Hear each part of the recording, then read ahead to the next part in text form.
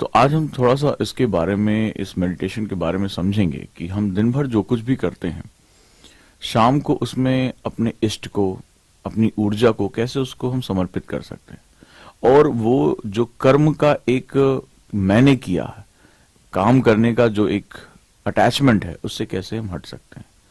तो अपनी उपलब्धियों को अपने ईश्वर, अपने इष्ट, अपनी ऊर्जा को देकर निष्काम कर्म के भाव से, ये मानते हुए कि ईश्वर आप को धन्यवाद करता हूं कि जैसे भी चैलेंजेस रहे उन्होंने मुझे इसके लिए चुना।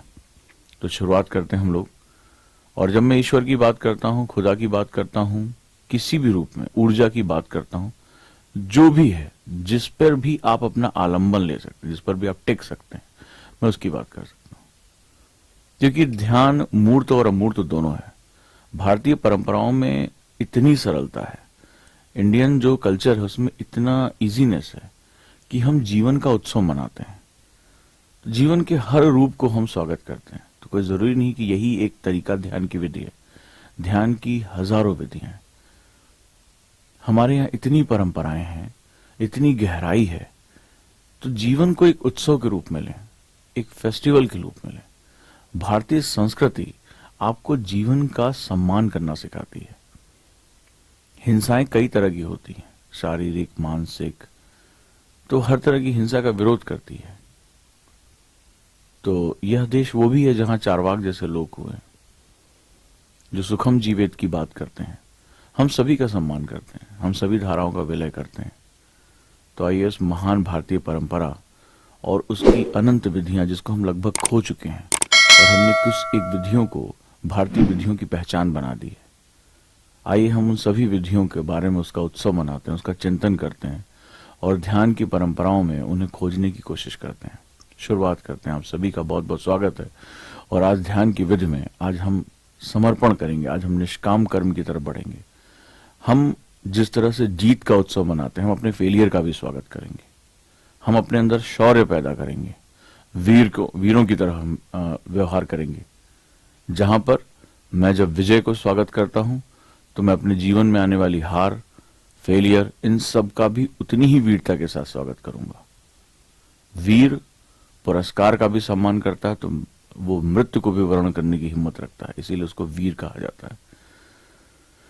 तो आइए हम आज अपने अंदर एक सेल्फ रिस्पेक्ट, सेल्फ कॉन्फिडेंस को पैदा करने के लिए ध्यान लेकर आते हैं। लेकिन उससे पहले हमें अपने अंदर के अहंकार, उस डर, उस सब को समर्पित करना होगा।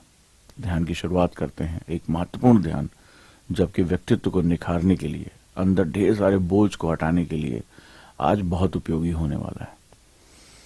प्रारंभ करते हैं दोस्तों। सबसे पहले हमें यौगिक ब्रीदिंग से शुरू करना है। अपनी तीसरी आंख के ऊपर पल्सेस को रखिए। हम इलेक्ट्रो जो केमिकल चार्जेस है उसको हम लेकर आएंगे। एब्डोमेन ब्रीदिंग, पेट पर हाथ रखें। दूसरा, चेस्ट में सांस नहीं जाएगी, पूरी कोशिश करिए, सीखिए, धीरे धीरे आ जाएगा ये आपको। और पेट से ही सांस बाहर निकालना है।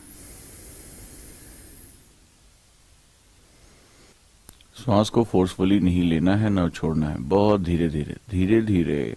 जब हम श्वास लेने की प्रक्रिया को स्थिर प्रज्ञ ध्यान में हम कन्वर्ट करेंगे जब आने वाले समय में, तो हम देखेंगे हमारी सिर्फ नाक की लंबाई के बराबर सांस की लंबाई होगी। वो अभ्यास के साथ हम सीखेंगे। यानी सांस के आने और जाने का आपको एहसास ही ना हो, उसको स्थिर प्रज्ञता की स्थिति कहते हैं। No breath position. जो नए अभ्यासी हैं, मेरे साथ जुड़े हैं, वो जान लें हम ये क्यों करते हैं। हम किसी भी अवस्था से उठते हैं तो हम बीटा ब्रेन वेव्स में होते हैं। उसमें हमारी किसी भी चीज को सोचने, समझने और धारण करने की क्षमता घट जाती है। हमें कम से कम पढ़ाई करने या ध्यान लगाने के लिए अल्फा ब्रेन वेव्स में आना होता है। एब्डोमिनल ब्रीदिंग, यानी कि जो आप यौगिक ध्यान करते हैं, यौगिक श्वास लेते हैं, वो आपकी ब्रेन वेव को बीटा से अल्फा में कन्वर्ट कर देता है। कोशिश करिए जब भी आप पढ़ने बैठें या कोई बहुत कंसंट्रेशन वर्क के साथ जुड़ें,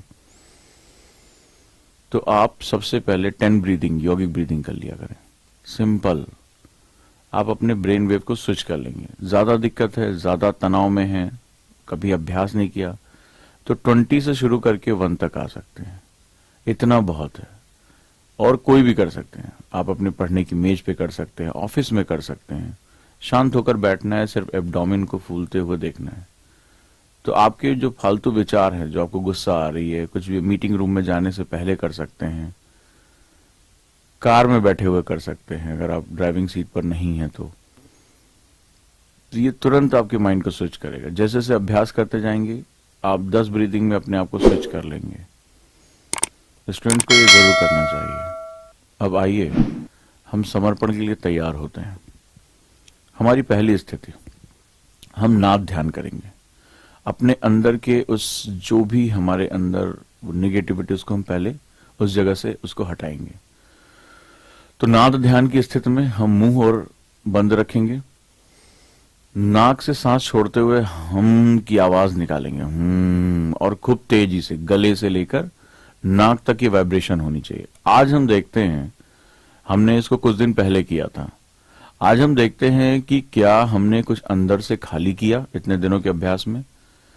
लास्ट टाइम जब हम कर रहे थे तो मुझे कई बार अनुभव हुआ कि विचारों का जो घनत्व है बहुत ज्यादा है, जो डेंसिटी ऑफ थॉट्स है वो ज्यादा है और वाइब्रेशंस नहीं हो रही हैं। अंदर जितना ही विचारों का घनत्व कम होता जाएगा, मेरे अंदर भागने वाले विचार धीरे धीरे कम होते जाएंगे, साउंड बहुत गुंजायमान होगा, बहुत वाइब्रेट करेगा, रेजोनेंस के साथ निकलेगा।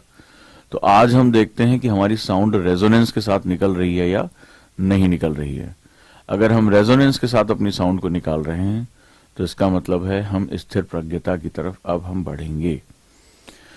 तो पेट में सांस लेना है, भरना है, योगिक ब्रीदिंग, और सांस को निकालते समय जैसे भौरा गुंजन करता है और भी ज्यादा, लेकिन यहां हम गले से निकालते हैं, होम की आवाज के साथ हम उस सांस को बाहर निकालेंगे और वाइब्रेशन को पूरे शरीर में महसूस करेंगे। अगर आज आपके चेहरे पर वाइब्रेशन आ जाती है और आपको फेस पे वाइब्रेशन लग रही है, इसका मतलब अब ध्यान में अगले चरण में आप प्रवेश कर चुके हैं, उसकी पहचान रहेगी। चलिए शुरू करते हैं।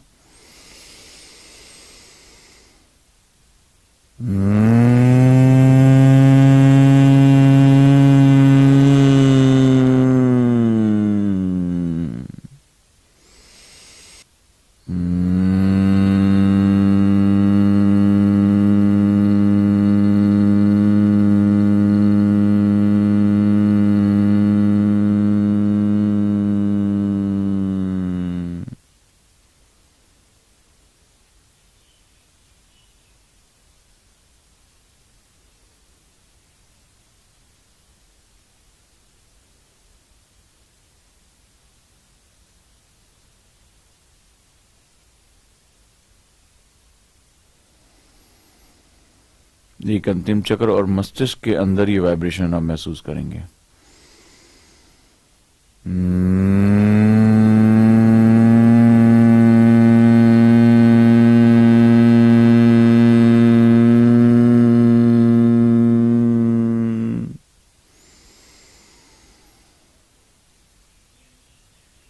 अद्भुत वाइब्रेशंस को पूरे शरीर में दौड़ते हुए देखिए।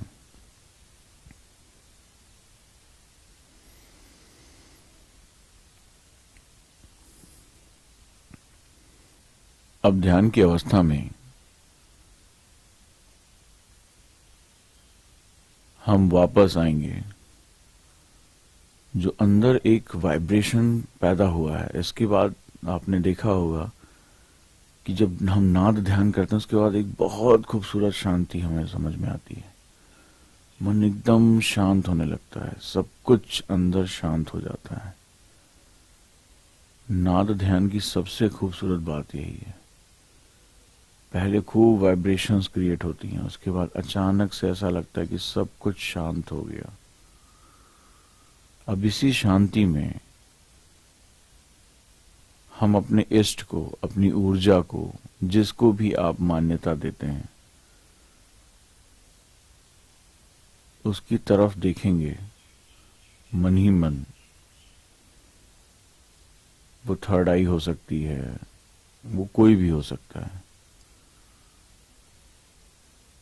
और उससे अनुरोध करेंगे, उससे रिक्वेस्ट करेंगे कि मैंने जो कुछ भी काम किया है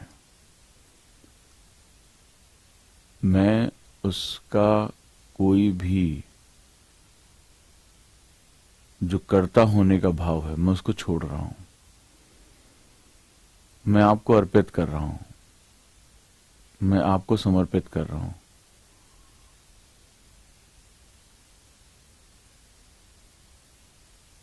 आई डोंट ओ दिस, मैं इसका मालिक नहीं हूं।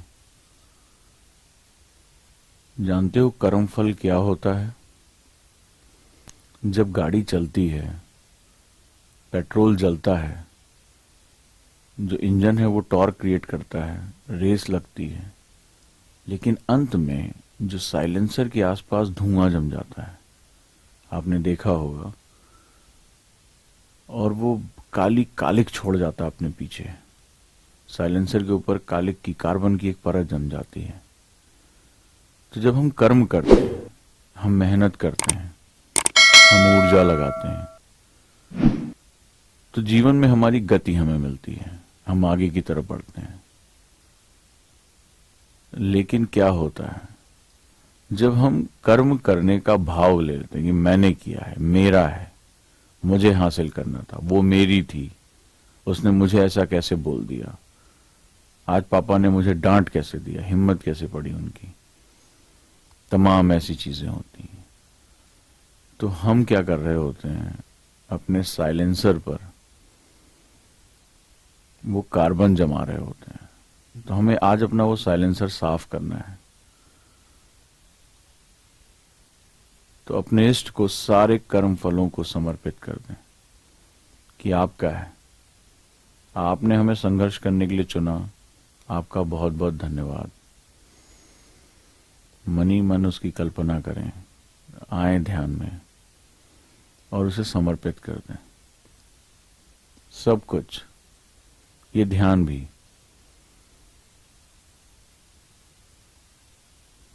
किसी ने आपको कोई चोट पहुंचाई है, किसी ने आपका दिल तोड़ा है, किसी को आपने बुरा भला कहा है, किसी पर आपने शक किया है, कोई रिलेशनशिप बिगड़ा है, किसी से बहुत नफरत है, घृणा है, कोई आपसे बहुत नफरत करता है,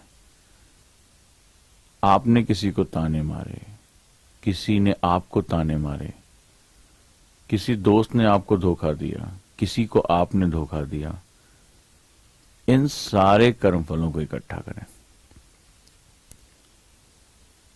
और उस परम शक्ति को दे दें, उस इष्ट को दे दें, उस ऊर्जा को दे दें जिसका आप ध्यान कर रहे हैं।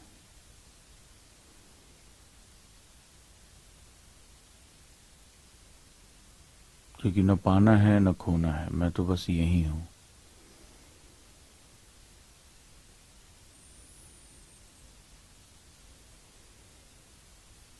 स्थिर प्रज्ञा।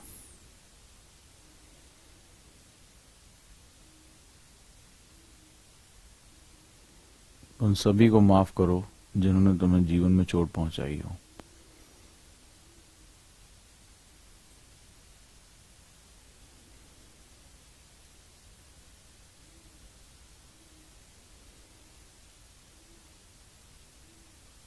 अगर ध्यान करते समय आंखों से आंसू आ जाते हैं तो ये बहुत ही सुंदर घटना है। अगर रोए खड़े हो रहे हैं, गूज़बम्प्स हैं, तो ये भी बहुत सुंदर है। अगर अपने शरीर में करंट दौड़ता हुआ देख रहे हो तो ये भी बहुत सुंदर है। जो कुछ भी हो रहा उसे होने दो।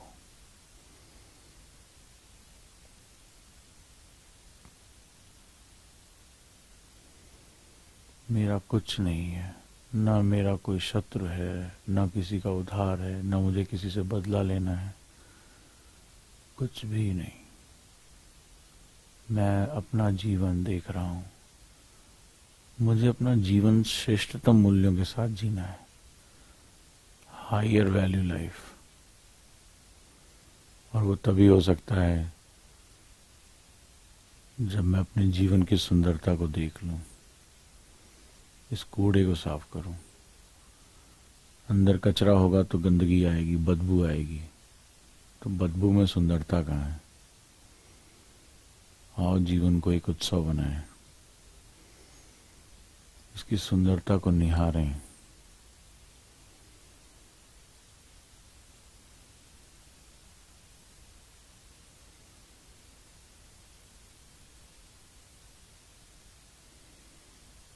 देखो कैसा महसूस हो रहा है। हर कोई कितना अच्छा है। ईश्वर ने अगर लोगों को हमारे जीवन में भेजा है तो उसका कुछ उद्देश्य होगा। भरोसा करो उस ऊर्जा पे, भरोसा करो उस गाइडिंग फोर्स पे, वो जो तुम्हें अंधेरों में भी रास्ता दिखा रही है। कोई डर नहीं है, कोई भी डर नहीं है। कोई तुम्हारा मजाक आज नहीं उड़ाएगा। किसी को तुम्हें कुछ करके नहीं दिखाना है। तुम्हें तो अपने जीवन को श्रेष्ठतम करना है। तुम जानते हो कि आईएएस बनकर, अधिकारी बनकर या राष्ट्र में लीडर बनकर तुम हजारों लोग, लाखों लोगों की जिंदगी में परिवर्तन ला सकते हो। आंखें बंद करके अपने उस छवि को देखो।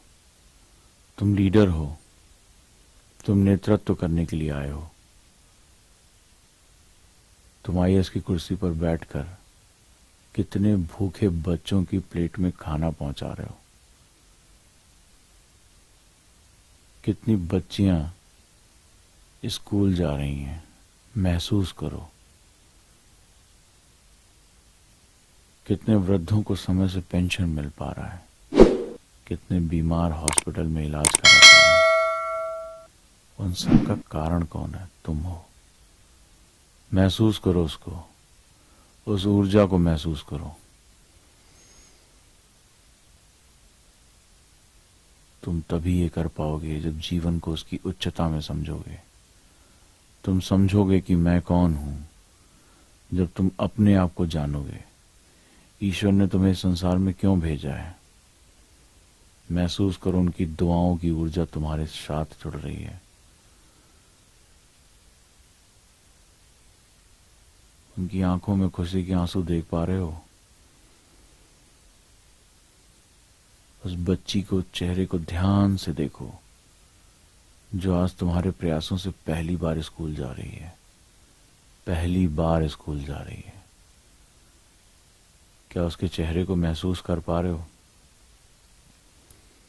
उसका चेहरा कितना खुश है। अगर महसूस कर पा रहे हो तो तुम्हारे अंदर वो ऊर्जा है।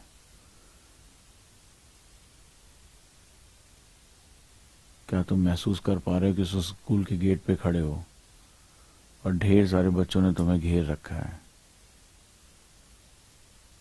क्योंकि बहुत दिन बाद स्कूल में कुछ सुविधाएं आई हैं। इस गांव के बच्चे पढ़ने जा रहे हैं। महसूस कर पा रहे हो कि उनकी खुशी, उनकी चहचहाती हंसी, उनकी ऊर्जा तुम्हारे अंदर आ रही है। अगर महसूस कर पा रहे हो तो ये तुम हो। खुद को देखो वहां पे खड़े हुए।